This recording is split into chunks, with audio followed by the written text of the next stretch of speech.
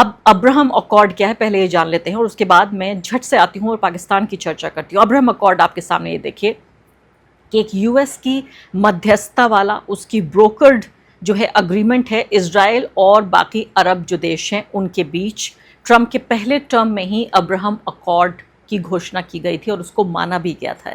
एक तरह से पूरे वेस्ट एशिया में ये एक शांति की स्थापना के तौर पे देखा जा रहा था, लेकिन ईरान की कीमत पर, क्योंकि ईरान के विरोध में एक तरह से इसको माना जाता रहा है। यूएई, बहरीन, मोरक्को, सूडान, ये तमाम जो थे ये शामिल हुए थे इस पूरे अकॉर्ड में। और एक तरह से मैं कहूँगी कि एक एंटी ईरान अलाइनमेंट, यानी ईरान के खिलाफ एक तरह से पूरा एक ब्लॉक बन गया था, ये माना गया था। एक तरह का इकोनॉमिक इंटीग्रेशन था और नॉर्मलाइजेशन था इजराइल की तमाम तरह की ज़्यादतियाँ जो फ़िलिस्तीन पर करता रहता है।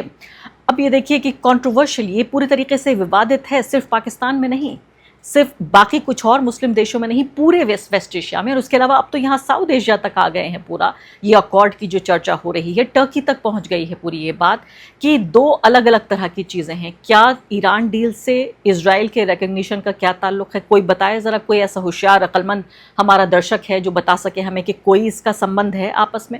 इसके अलावा आप ये देखिए कि पूरे तरीके से दो अलग अलग इशू हैं। पाकिस्तान के जो अधिकारी हैं वो सीधे तौर पे कह चुके हैं कि दोनों को इंटरलिंक नहीं किया जा सकता, सीधे तौर पे इस बात को वो कह चुके हैं।